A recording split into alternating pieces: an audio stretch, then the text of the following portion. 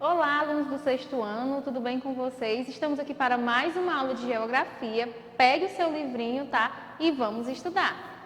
Então, vamos falar hoje, dar continuidade, falando sobre o processo do espaço urbano, tá?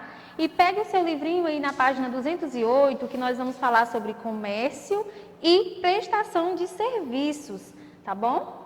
Então, as atividades comerciais, e as de prestação de serviço correspondem ao setor terciário da economia e predominam nos espaços urbanos, tanto nas cidades quanto nos distritos ou em vilas, tá? Então, quando nós falamos aí nessas atividades, basicamente as atividades dos setores de serviços, nós dividimos elas em três grandes grupos que nós temos aí.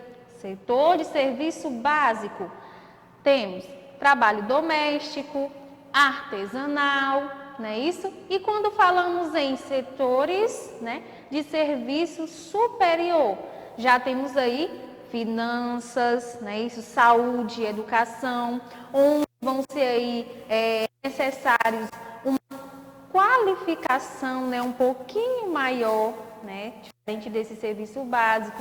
Ou seja, a pessoa, ela precisou aí de um curso superior, São essas atividades relacionadas às finanças, educação e saúde, que elas necessitam de uma mão de obra especializada, tá certo? E temos aí o quaternário, que podemos dizer que seja uma novidade, esse setor aí quaternário, que vai ser aí justamente aquelas pessoas que precisam desempenhar uma mão de obra super qualificada, aí relacionado aos setores aí de alta tecnologia, tá certo? Que entram os softwares, a biotecnologia e etc, tá bom? E o comércio envolve, a compra e a venda, tanto no atacado em grandes quantidades, quanto no varejo em pequena quantidade.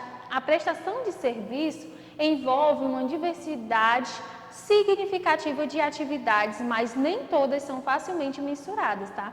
Uma vez que nem todo comércio está aí atrelado à prestação de serviço e vice-versa, tá bom? Então, nós vamos observar agora aqui nesse mapa sobre a população empregada no setor terciário, tá? Então, observando aí essa legenda, quanto mais escuro, maior é a participação das pessoas no setor terciário, certo?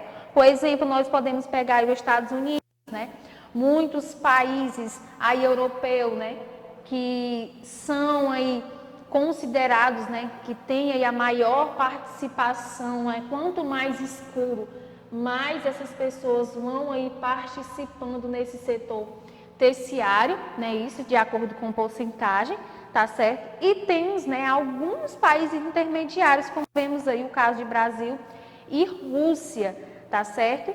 E já no continente africano temos poucos países que demonstram aí trabalhar, que trabalham aí nesses setores aí da economia, tá certo? Temos o Brasil e Rússia que estão considerados aí como intermediários e temos aí no continente africano poucos países que demonstram trabalhar aí nesse setor, tá?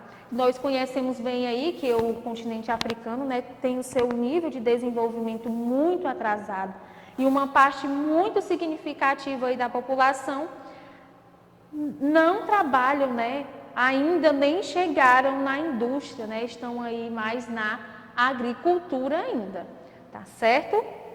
E, nós temos aí o setor industrial e setor energético na sua página 210, que é onde nós vamos falar aí das formas de produção, que em qualquer período de evolução em que se encontram, utilizaram alguma forma de energia, para suas realizações, independente da origem da fonte energética. Tá? Inicialmente, a energia por meio da atração animal era utilizada tanto na agricultura quanto no transporte de pessoas e de mercadorias.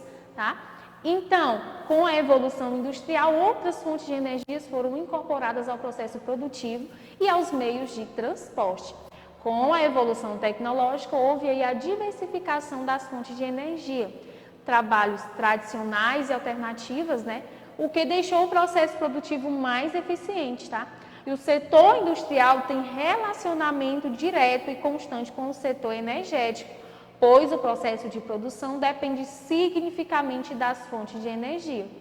A oferta de energia é um dos principais fatores que influenciam na instalação das indústrias, tá?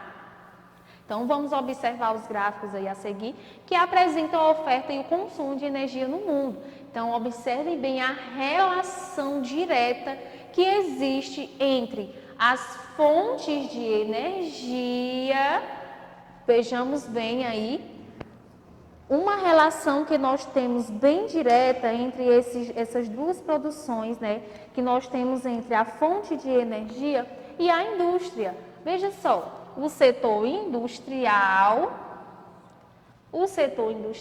tem um relacionamento direto com o setor energético, ou seja, quanto mais indústrias, mais energia vão aí se necessitar, tá certo? Então agora vamos aí observar esse gráfico, né?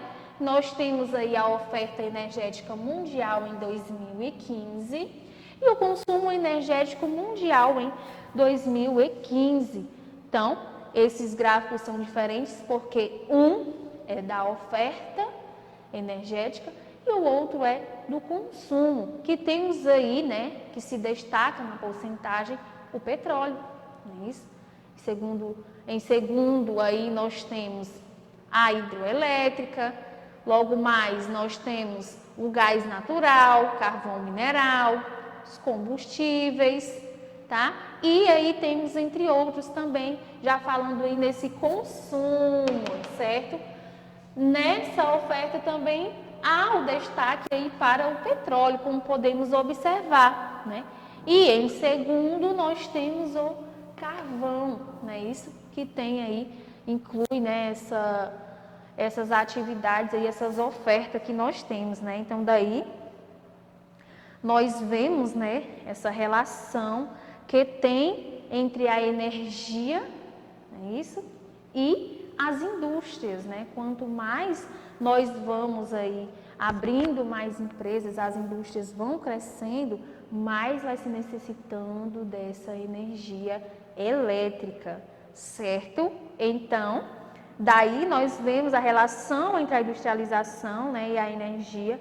Quanto mais máquinas temos em nossa disposição, mais nós vamos ter aí essa demanda, né, essa procura de energia, né? E como nós podemos observar, os combustíveis fósseis aí correspondem a 86,8% da oferta energética e 67% do consumo de energia em 2016, ou seja, o consumo foi menor que a oferta. Vou ler de novo. Os combustíveis fósseis correspondem a 86,8% da oferta. Observem no primeiro mapinha que nós temos aí, né? No primeiro gráfico, desculpem. E 67% do consumo de energia, né? Ou seja, o consumo foi menor que a oferta, né? Estavam sendo ofertado 86,8% e o consumo foram somente de 67%, tá? Apesar disso, né, a situação é de preocupação mundial, pois as reservas dessas fontes energéticas estão diminuindo, né?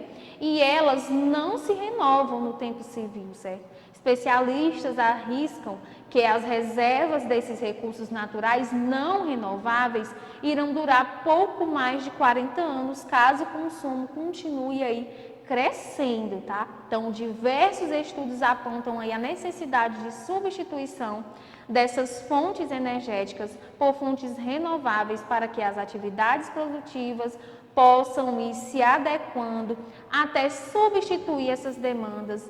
E essa transição engloba aí principalmente os setores industrial e de transporte, tá certo? Então, fica aí claro, bem claro para vocês sobre essa oferta que é bem maior do que o consumo, tá bom?